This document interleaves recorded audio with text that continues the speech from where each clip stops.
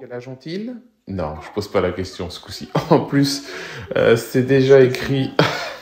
Ils ont 6 semaines. Bonjour à tous. Donc là, ma fille est en train de présenter en anglais, attention, les deux Ok. petits chiots qu'elle et moi nous avons sélectionnés par rapport à une demande de la police aux États-Unis. Waouh. Outre le processus de sélection, là, ce qui va être intéressant dans cette vidéo, c'est de voir que nous apportons certains éléments euh, d'enrichissement quand ils sont tout petits comme ça, comme là vous le voyez à l'instant, l'aspirateur.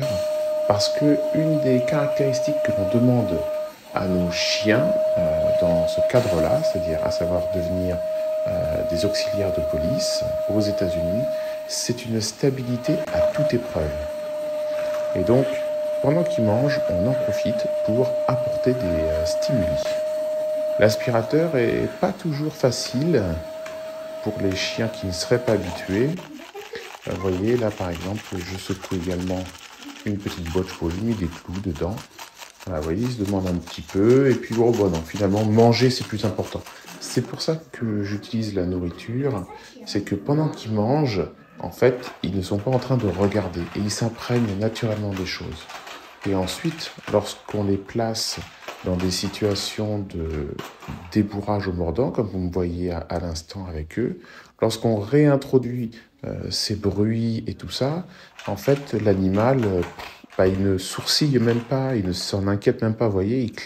Alors, on voit pas qu'il cligne pas des yeux, mais vous voyez, ils n'ont aucun mouvement de recul, de méfiance. Regardez sa petite queue, il est content, il s'amuse, il se fait plaisir. Je fais exprès de bouger des choses volumineuses parce que justement, ça fera partie des critères de sélection. C'est pas parce que nous préparons les animaux qui sont forcément acceptés. C'est-à-dire que lorsque l'on arrive aux États-Unis avec un jeune adulte que nous pensons être prêt, il va y avoir tout un bagage de sélection de leur part pour savoir si le chien, d'après eux, fera l'affaire ou pas.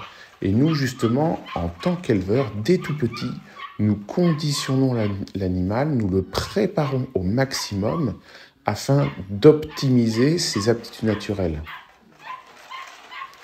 Donc, lorsque l'on introduit des stimuli comme ça, on a vu quand c'est le moment de la nourriture, c'est pas mal parce que ça veut dire qu'ils sont capables de manger alors qu'il pourrait y avoir un événement stressant. Donc, ça veut dire que ça les stresse pas puisqu'ils mangent pendant le débourrage au mordant, justement parce que le fait qu'ils tiennent quelque chose, ils peuvent supporter, vous voyez, des accélérations comme j'étais en train de faire, ou alors des cris stridents.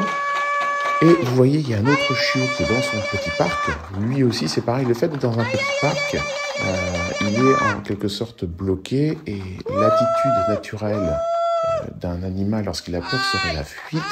Le fait d'être retenu dans un parc ne lui donne pas envie de s'enfuir. Et donc, il s'imprègne petit à petit des différents stimuli que nous pratiquons. Voilà les amis, je vous remercie de votre attention et je vous dis à très très bientôt. Ciao ciao.